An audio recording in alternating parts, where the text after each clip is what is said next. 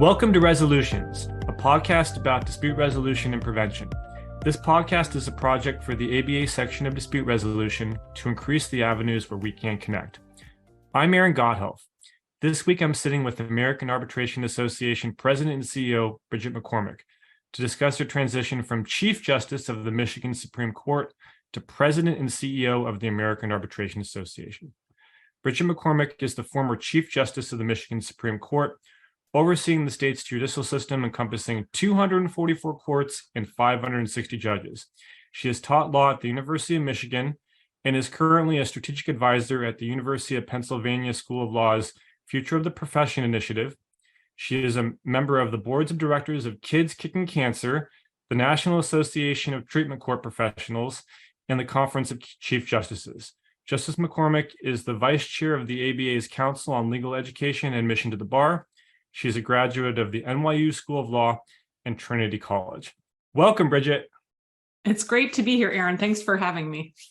Okay, so before I get in trouble with my listening audience here, I'd just like to mention that I'm going to be referring to you as Bridget throughout this presentation, and you've been very gracious to allow us to refer you by your first name. You've spent a long time earning that title, so I want to respect it, you know? Okay, but not allow, require. I want to be called Bridget. Okay, that is a requirement, Bridget. Thank you. Perfect. Okay, so obviously my first question to start off would be is why were you interested in taking on the role? And if you could kind of give us just a brief kind of origin story about how you found out about the position, kind of what you can talk about the process of interviewing and all that kind of stuff. I think the audience would find that interesting. Yeah. Well, obviously, I was interested in taking the position because it's such a tremendous organization with really incredible people who work here. And, you know, what a pleasure to get to work with talented, motivated, creative people trying to figure out how to make the world a better place by giving people better options for working through disputes and maybe preventing them in the future. I love, by the way, that your podcast title is not only about dispute resolution, but also prevention. I do think when we do dispute resolution well, we can help people prevent the next dispute. And that feels like one of the, for me, real honors of working in the ADR field. I care a lot about the public justice system. Obviously, I spent 10 years on the Michigan Supreme Court and as the court's chief, which, you know, the Michigan Supreme Court, like every state Supreme Court, is charged administratively with administering all the courts of the state. That's in Michigan, between 3 and 4 million cases a year are adjudicated in the public courts. Most people navigate those courts without lawyers. That really means there's really important work to do. People don't usually come to court because like things are going great. They usually end up in court because something's not going great. So the kind of service you can provide them and the way you can help them resolve problems, it's really important. It's an honor. It's a privilege. But, you know, the public justice system has all kinds of barriers to just providing good service to the people who need it. You know, it's publicly funded. You have to convince another branch of government to give you the money for good programs. It's sadly, you know, politics has crept into a lot of judicial elections. And on the Michigan Supreme Court, there are 7 justices. You need 3 of your colleagues to agree with you if you're going to make any change that might benefit the public. So those are a lot of barriers to just kind of delivering good service. And so the opportunity to work at the AAA alongside so many talented people, all just moving in the same direction, you know, we're just moving in the direction of like providing better service to people who need more options and better options, feels like a dream in a way, like getting rid of all the hard parts and the bad parts about delivering good justice service to people, and just holding on to the good parts is a pleasure. The process was interesting. I was reached out to about the position by the headhunter the board had hired, and didn't know that it was coming open, and started, you know, kind of learning more about the AAA. Obviously, everybody knows the AAA, and I knew the AAA, and, you know, as a justice, obviously decided cases where arbitration was a legal issue in them.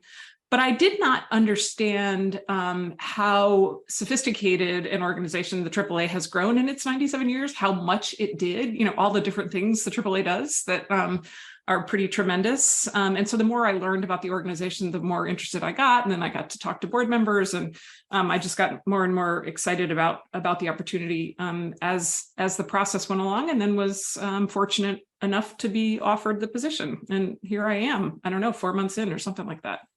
Well, that's fantastic. Yeah, I'd have to say that I was not entirely sure kind of what direction AAA was going to go with the position. Part of me said to myself, well, maybe they're going to get some, retired partner from one of the big consulting firms that has like a Harvard MBA or something like that, and wants to come in and kind of look at how the business is run and kind of make decisions like that. As opposed to, I think it's actually a breath of fresh air. I'm glad that somebody coming off the bench took the position, and I think that's a great direction to go in leadership, which actually is a great segue into my next question here. How do you feel your experience as an academic and on the bench have influenced your leadership style?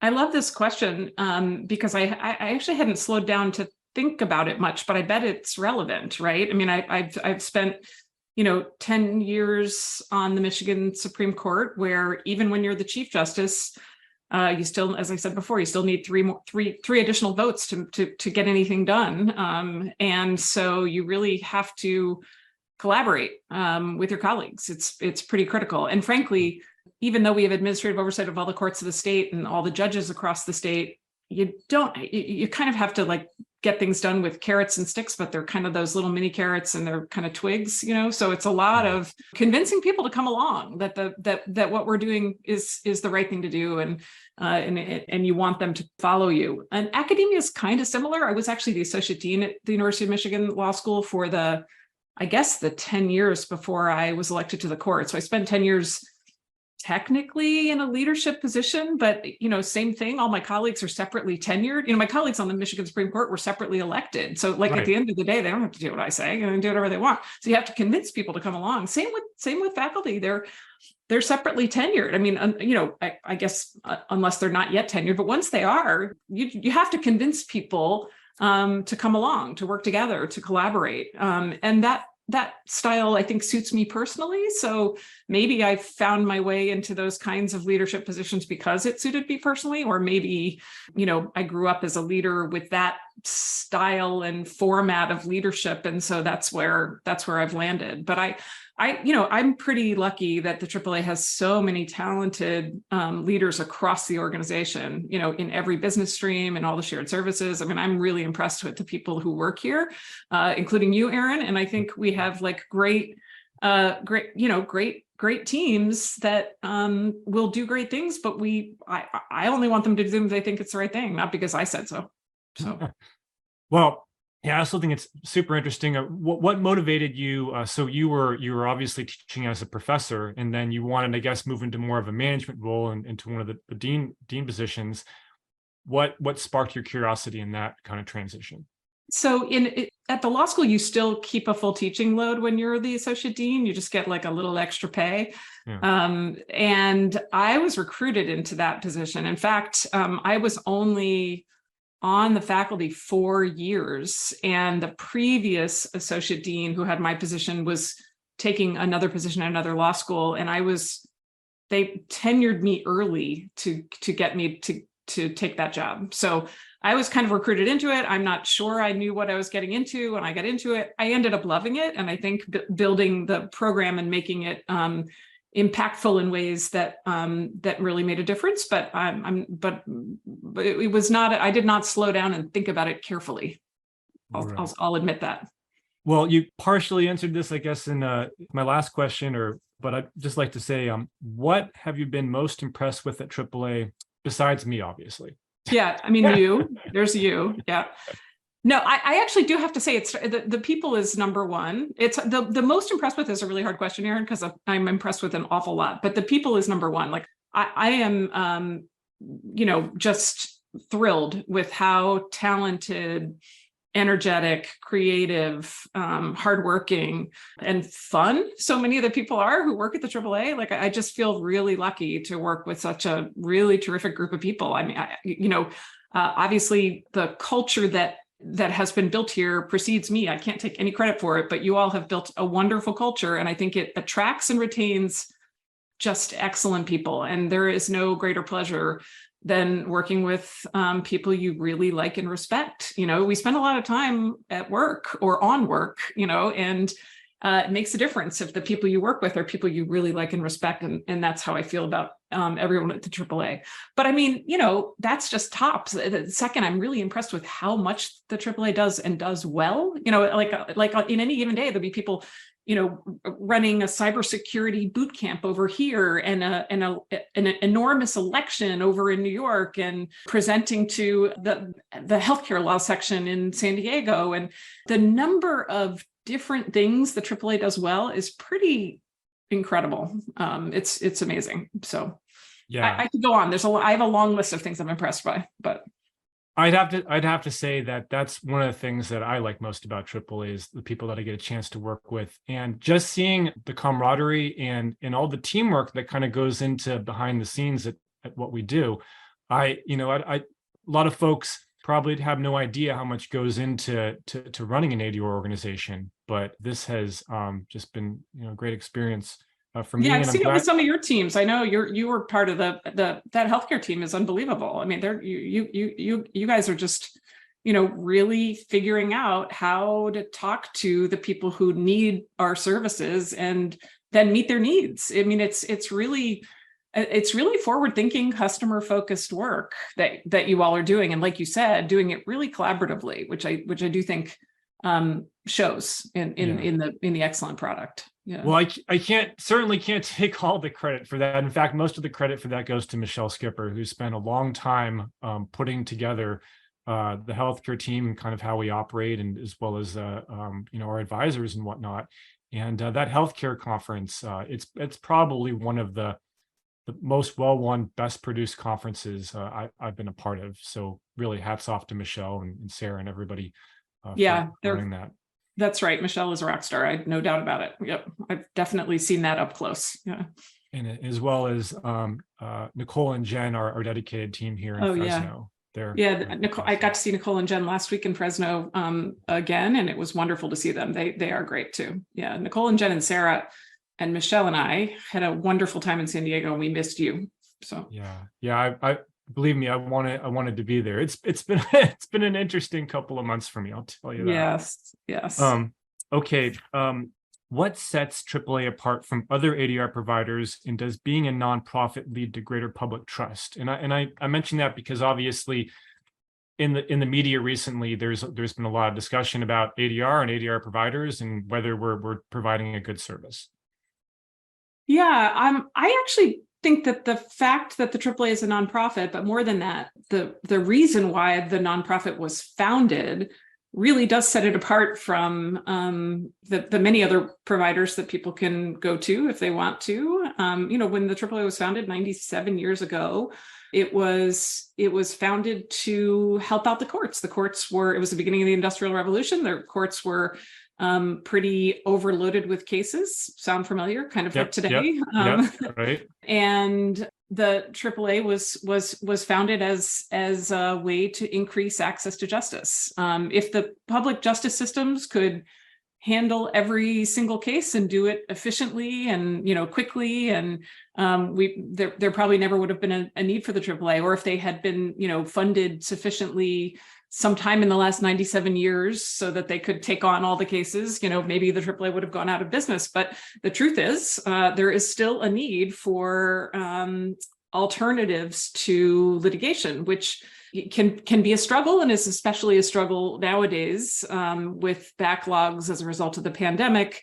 Courts really did a tremendous job working their way through keeping people safe in the middle of a global pandemic, but it meant a lot of backlogs were built up, and as you might imagine, criminal cases have to take a priority in the public courts. Sure. And so having alternative places for people to go to resolve their disputes is more important than ever. And the fact that the AAA is a nonprofit is one of the things that I do think is an important differentiator. But on top of that, the AAA's ability to do whatever customers want or need pretty quickly and effectively is pretty tremendous. And that too, I think, is a differentiator. I mean, we just have a really deep bench doing information services. We were able to pivot during the pandemic to remote hearings overnight. And now we can offer basically bespoke services. You want this part of your hearing on Zoom? Sure. You want this part in person? Sure. We can do whatever it is you want. We can do it right away. We can do it whenever you want it. We can help you find the kind of person who you need to decide the dispute. We can really provide excellent service because of the deep and talented bench that we have. And that too, I think, really separates us from our competitors. There's just nobody has the shared services teams like we do, or frankly, the bespoke case management that we do. We really have the best of the best, and it shows when you talk to our customers. I was doing a presentation on Friday at Stanford on our hearing technology and our ability to handle remote hearings and hybrid hearings. And I pointed out to folks that a lot of people think that this is all just the last 3 years during COVID. We made some incredible pivot to some completely new technology, but a lot of this technology we had in our hearing rooms and whatnot was actually in place well before COVID. I remember in the San Francisco office when they were doing the construction and they were mounting the new TV monitors and putting in the mics in the ceiling and all that kind of stuff.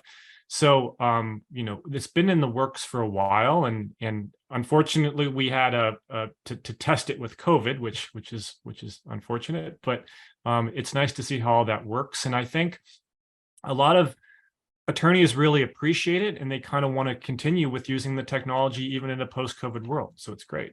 Yeah, and that's again going to be just another differentiator for us. We're going to give the customers what they want in terms of, remote, in person, half and half. And the courts are in a difficult position. Just like I said before, judges are separately elected, and they're going to do hearings how they want them. And, a lot of courts are just going back to everything in person, which doesn't necessarily make economic sense for every single dispute or every single customer. So we, again, we'll be able to provide a service that complements the public justice system. And that's part of our mission. And that is, something that differentiates us. And I'd like to point out too that these services are available global for our hearings. A lot of what people think it's the American Arbitration Association. They might not necessarily think of ICDR or International Division. But we resolve disputes from all over the world, and this technology will only help facilitate that. So you answered kind of. I guess I'm going to skip over this question because it was actually about how the pandemic has led to changes in arbitrations and if such changes would be permanent. But let me ask you about the permanency. Mm-hmm. Do you think we have seen kind of a permanent shift in the way evidentiary hearings and arbitrations in general kind of are carried out? Yeah, I don't. I mean. There are going to be certain disputes. It's funny, we're just kind of collecting information about this now, and there'll be certain kinds of disputes and maybe certain regions where people prefer, in person over virtual. And there'll be some kinds of disputes in some regions where people prefer completely virtual. People like the idea that if you have a virtual hearing, it opens up who might be your panelist to basically the whole world. You can find a panelist anywhere if your hearing is virtual. It really gives you new options. And then there are lots of other cases in between where it's never going to make sense to fly a witness across the ocean for an hour of testimony again, right? Like that clearly is never going to, hardly ever going to make sense in many cases. So I think the technology only gets better and better. There's still, I think, sometimes some not at the AAA's facilities, but I do a lot of hybrid appearances in speaking events and law school classrooms, and it is quite variable sometimes, the hybrid technology. But again, we're in a position to actually focus on getting that done extremely well for our customers. And so I have no doubt that it's all here to stay. We'll be delivering virtual services whenever somebody wants them. Yeah, one thing that I've really enjoyed is I teach a class on drafting arbitration clauses, and I've done it for a couple of different law schools now, and I do it on Zoom, but I share my screen and I use Clause Builder, which is our online interactive service that allows you to draft an arbitration clause that fits your requirements. And it's pretty cool as I'm talking to the students at the same time I'm drafting the clause live in front of them. And wow, that's great. That's a great idea for a class. That's a good use of Zoom, right? Because yeah, that's wonderful. I bet they really enjoy that, Aaron. yeah. And then, they can ask me questions live as I go along the way, and I can stop and show them exactly why I chose to do this or didn't chose to do that. And it's been great. Could you discuss the importance of having a diverse arbitrator panel and what the AAA is doing to increase diversity? Yeah, we at the AAA believe that having a diverse panel is critical to the credibility of dispute resolution. I mean, just like I think having a diverse bench in the public justice system is really important to people understanding and accepting the court's judgments. The same is true in private dispute resolution. If the panel of people who make decisions in private dispute resolution doesn't reflect our communities, you end up with a public trust problem. So it is imperative that those of us in the business of alternative dispute resolution make sure we develop and show the parties that they have choices when they select their panelists. So we're doing a lot. I mean, you know well because you're involved in it day to day. But our staff are constantly recruiting diverse panelists, and then we're holding ourselves to account for the people we put on a list when parties are involved in an arbitration, and making sure a good number of those folks are diverse. We just recently signed on to the Rake Corollary Initiative pledge. I heard about that. Congratulations. That's fantastic. Yeah, thank you. I'm thrilled. I mean, CPR and JAMS and the AAA are all now signatories to it, and I think that's a big deal. That'll make a big difference. But we're also building the pipeline. I mean, we have for a long time recruited the Higginbotham Fellows, who are diverse junior-ish lawyers. I mean, they're a pretty big range, but to expose sort of the next generation, if you will, of diverse panelists to the AAA and get them mentoring and support and help build their careers as neutrals. And we also do a diverse law student initiative to even start this process even earlier than when people have already passed the bar. So, and I think you kind of have to do all of it. And there's more as well. We spend a lot of time, connecting with diverse bar associations and other organizations where we can make sure we recruit and then retain excellent diverse panelists. But in my view, you have to be working across the spectrum like that. We're starting in law school, and then working on junior lawyers or newer lawyers, I guess I should say. They don't have to be junior. People can go to law school whenever they want. And then it's got to be part of your everyday commitment to look at who's on your panel and see who's missing. It's critical to public trust. And along the lines of the Higginbotham Fellowship program, just the importance of mentoring. So I'm constantly asked, as somebody who's been in the industry for a number of years, by neutrals that want to come on board and enter the ADR world, kind of how you build a successful practice.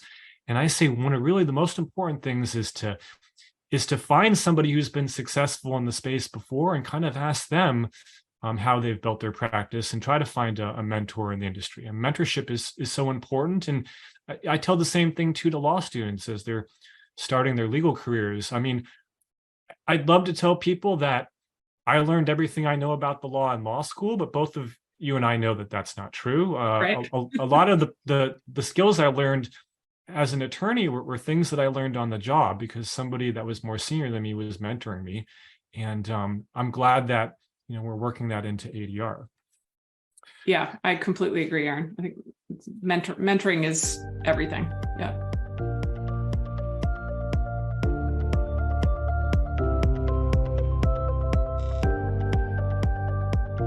Next Level Mediation Software is a mediator's best tool for advancing their online dispute resolution practice. It takes into account the psychological attitudes of the disputing parties and helps mediators find the key priorities to negotiate. Based on decision science and an easy-to-use interface, the Next Level Mediation platform can handle the most complex disputes. Register today at nextlevelmediation.com for your complimentary 30-day trial of the subscription service and enter the code ABA discount 20 for a 20% discount.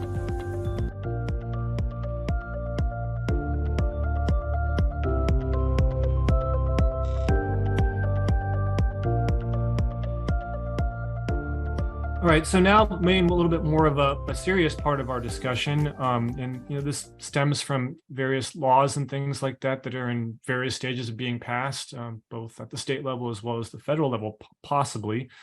How can arbitration improve its public image as various states attempt to pass laws banning or restricting arbitration, especially in consumer and employment contexts?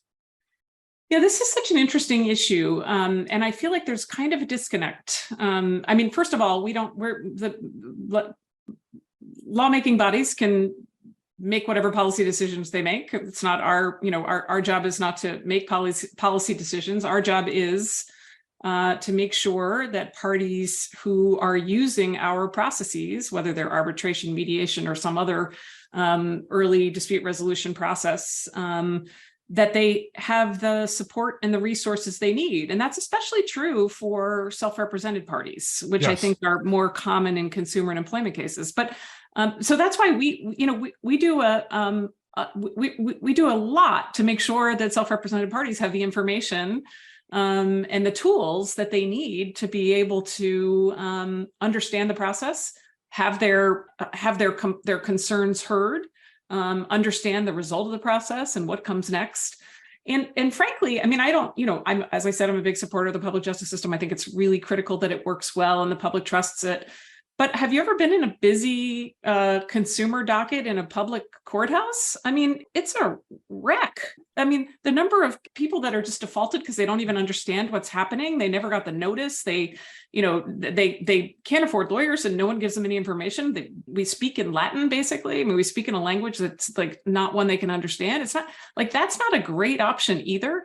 And on the other hand, there have been these really successful diversion programs in sort of adjacent to courts in busy dockets. So you might have read about during the pandemic, almost every state got some COVID funding and set up eviction diversion programs. They were unbelievably successful, like enormously successful. Turns out when people have an option to, go to an alternative dispute process, even if the court sends them there, they get better results because they actually get to tell someone, a neutral, about their, why they think they, shouldn't have to move out and buy some time and get some funding. There's now a bunch of those programs being set up in debt collection cases, which is another really busy docket with self-represented parties in courts. And it's interesting because it's what we already do that. We provide that forum for people who have to navigate these justice issues on their own, and we think it's part of our duty. We require those kinds of clauses to meet our due process standards, and that's a protection that you wouldn't have necessarily in other dispute resolution places. And so I just think the question isn't, again, policymakers are going to do what policymakers are going to do. We're just going to make sure that if people are resolving their disputes in our processes, that they have all the information and the tools and the help to be able to really have their day in their hearing and really have their concerns heard. And we can do that incredibly well. So I actually am a little bit on the offense about this because, it doesn't make sense to me that there are these really successful diversion programs for evictions and debt collection cases and now even family cases where we know that ADR works really well. Let's model those. We can show you how it's done. So I'm ready to talk about what we do well in those cases. So. No, I definitely do know where you're coming from. In a prior life, I would represent my employer in small claims court in some collections actions, and so you know exactly what I mean. Yeah, spending an entire day waiting for your case to be heard, and sometimes they run out of time, and it's not the best system. So, and the other programs you were discussing, at AAA, we had done a program for Hurricane Katrina and I believe one for Superstorm Sandy, where you'd kind of do a pre-mediation where a policyholder would sit down with the carrier and try to work out some sort of settlement to prevent something from having to actually go to court. And that's a better way to resolve things than traditional litigation all around, and just the absolute backlog of cases that the courts are seeing. One thing that I've been really interested in about you is you're really into technology, and you're into AI. And AI is really kind of a hot topic right now. Everyone's talking about ChatGPT and whatnot, and you probably heard a couple of attorneys got in trouble with it, using it to research some case law. So AI is not perfect when it comes to doing legal research, as we've learned. But is artificial intelligence the future of ADR? And could AI one day replace arbitrators? Okay, so first, on those lawyers, those stories said more about those lawyers than they did about GPT-4 or any other search. You got to be kidding me. Like, who doesn't know that, if you're just using the GPT-4 platform, it's going to hallucinate? I mean, you had to, did you not read anything? There are generative AI platforms that are trained on legal material that don't hallucinate. That's what CoCounsel is. CoCounsel, which is a product by Casetext, is a generative AI product that's built on legal texts and does not hallucinate it. They've put guardrails up. And so if you just use the right product, you could have done your brief. So I don't think there's this generative AI that has arrived since November, when GPT-3 was first released. It's a game changer for the business of law and the practice of law. And those of us who work in ADR services are pretty engaged with the practice of law and the business of law. So there is no doubt that we're going to have to be thinking about all the use cases for generative AI and what we do. Some of them are probably, easy and obvious. We, as you know, Aaron, we have people across the business already using these products, and we meet weekly to figure out what use cases make our work faster, better, more efficient. Obviously not with putting any confidential case information, but I have 2 generative AI programs up on my computer all day, every day. I do a lot of writing, I do a lot of speaking, I do a lot of researching, and they are incredibly helpful. They've replaced Google for me. It's a game changer. I do think, I don't know, will there someday be an AI that might decide, some disputes, maybe some disputes that have a lot in common, where you had a big data set and you could train the data set to be able to make decisions that people had confidence in? That's certainly possible. In if you had a caseload that's a large enough caseload where so much was in the cases had enough in common that you really could train the data set.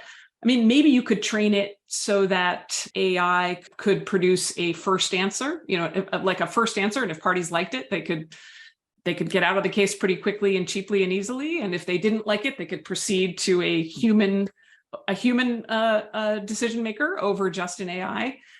So I guess my answer is AI is not going to replace arbitrators or panelists or neutrals or arbitration. But I do think that those of us who use it, panelists and dispute resolution providers like you and me, are going to replace those who don't. So yeah. It is definitely a game-changing moment. I mean, I don't know if the singularity has arrived exactly, but it may have. It's definitely a game changer. It's amazing how powerful a tool is, but at the same time, it can make many of the most human mistakes. I mean, not to go off topic too much. I was on a ski trip in Utah this year, and driving back to the airport, and I'm trying to find the radio station that the NFC Championship game was on, to see my Niners get beat down, unfortunately, by the Eagles, right?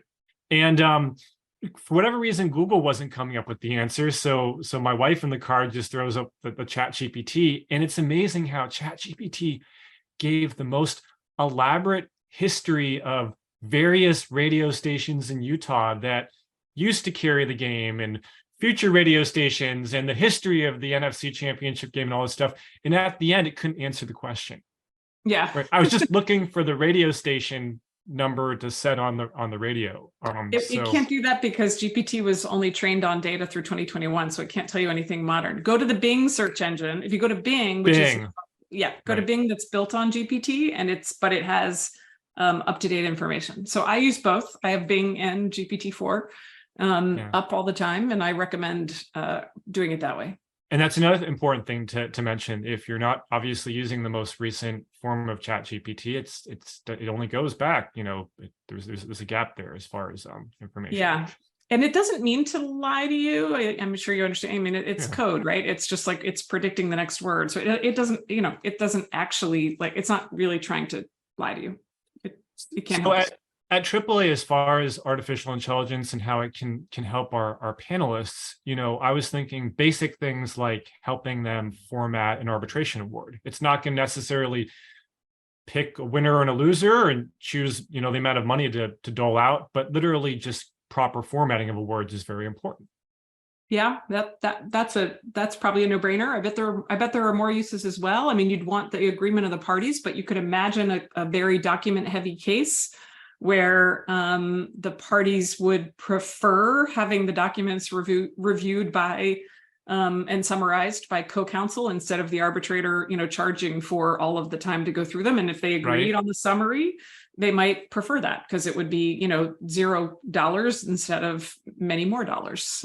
So you could imagine that there will probably be lots of use cases, and those of us who are thinking about those first are going to be able to provide more value to our customers sooner. And that's what we're committed to doing at the AAA, right? That's right. Arbitration is supposed to be a more efficient, cost-effective way to resolve disputes than traditional litigation. And we have to find ways to make that true. That's exactly right. Yep.